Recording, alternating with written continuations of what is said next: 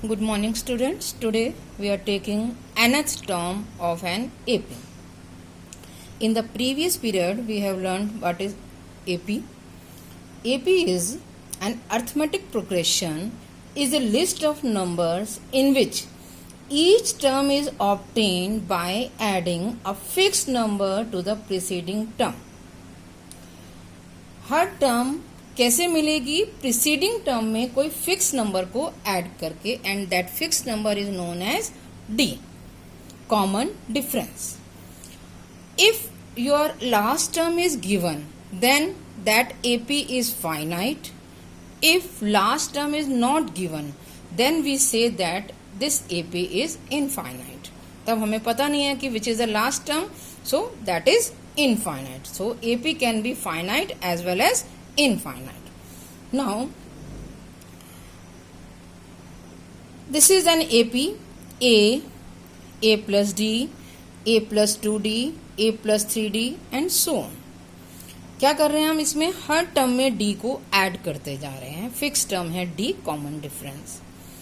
From this, according to this, first term is A, second term is A plus D. We can write this A plus D as A plus 2 minus 1D. Similarly, third term is A plus 2D.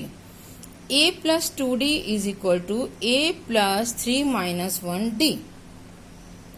Fourth term is A plus 4D is equal to A plus 4 minus 1D. इसी तरह से हम सारी terms इसमें निकाल सकते हैं. अब हम एक पैटर्न देख रहे हैं. When it is 2, this is 2 minus 1. When it is third 3, A3, 3 minus 1. When it is 4, this is 4 minus 1. So for any number n, for any natural number n, an will be A plus n minus 1D. So this is the formula for nth term of an AP. an is equal to A plus n minus 1D. इस फॉर्मूले से हम कोई भी value कोई भी term निकाल सकते हैं. मान लीजिए हमें कोई एपी में 3 या 4 टर्म दी हुई हैं और आपको 78th टर्म या 65 टर्म कोई भी टर्म पूछी जाए, तो हम इसमें इस फॉर्मूले में डायरेक्ट रख के उसकी वैल्यू निकाल सकते हैं. अब हम आते हैं एक्सरसाइज पे 5.2.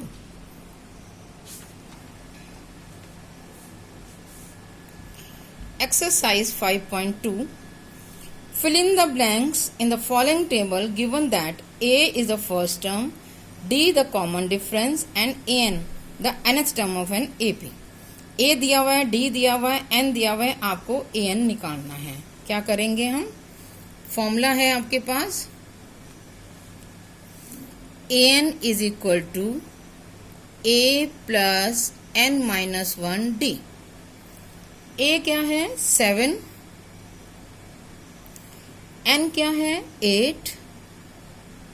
और D है 3. वैल्यू पुट करी. 7 plus 7 3 जा 21, दैट इज 28. सो AN आ गया आपका 28. तो इस तरह से ये आपके पास इसमें कितने वेरिएबल हो गए? 1 2 3 4. कोई 3 आपको गिवन है, फोर्थ निकालना है. जैसे इसमें ये 3 गिवन है, ये निकालना है, तो आपको कोई 3 दिए हुए हैं और फोर्थ वेरिएबल हमें इसमें निकालना. मीन्स आपको एक अननोन वेरिएबल है, तो एक अननोन वेरिएबल में आपको निकालना आता ही है. आप इसे सॉल्व करके देखिएगा. अगर किसी को पार्ट में कोई प्रॉब्लम हो तो पूछ लीजिएगा. Now we come to question number 2. Question number 2, choose the correct choice in the following and justify. इसमें हमें जस्टिफाई भी करना है. वैसे अब आपके एग्जाम में मल्टीपल चॉइस क्वेश्चन आते हैं, तो मल्टीपल चॉइस क्वेश्चन में आपको सिर्फ आंसर लिखना होता है. आंसर के मार्क्स होते हैं. उसमें स्टेप्स भी दिखाने की जरूरत नहीं है, कुछ करने की जरूरत नहीं है. आपको सिर्फ आंसर लिखना है. उसमें 30th, क्योंकि ये बुक पहले की छपी हुई, उस समय मल्टीपल चॉइस क्वेश्चन नहीं थे, तो इन्होंने ये जस्टिफाई वाला ऑप्शन दिया, पर आपका जस्टिफाई अब नहीं आता है. हाँ, ये क्वेश्चन इस तरह से आ सकता है कि जैसे आपके कुछ तो क्वेश्चन आते हैं मल्टीपल चॉइस, कुछ आते हैं 1 मार्क वाले क्वेश्चन. तो 1 मार्क वाले क्वेश्चन में हमारे स्टेप्स के मार्क्स हैं. उसमें हाफ मार्क्स स्टेप के डिपेंड करता है कि आपने कितना स्टेप सही किया, तो उसके हो जाते हैं. 30th term of an AP is ए क्या है 10, डी क्या हुआ 7 माइनस 10 माइनस 3 और एन है 30। वही वैल्यू पुट करेंगे, निकाल के देखेंगे कि कौन सा इसका करेक्ट चॉइस है। ऐसे ही इसका सेकंड पार्ट है, ये भी आप करके देखेंगे। अब हम थर्ड क्वेश्चन डिस्कस करते हैं। इन the following AP find the missing terms. 2, 26 और बीच की टर्म आपको यहाँ पे मिसिंग है, तो इसको करने के 2-3 तरीके हैं आपके पास। जैसे ये क्वेश्चन है 2 यहाँ बॉक्स है और ये है 26। मान लीजिए ये वैल्यू है x, तो आपको पता है कंसेक्यूटिव टर्म्स का जो डिफरेंस है वो सेम होता है, तो x minus 2 is equal to 26 minus x. ये तो बहुत सिंपल इस तरह से हो रहा है, तो आप सॉल्व कर लेंगे। x को इधर ले गए, 2x इज इक्वल टू 2 को इधर ले गए 28, सो x इज इक्वल टू 40।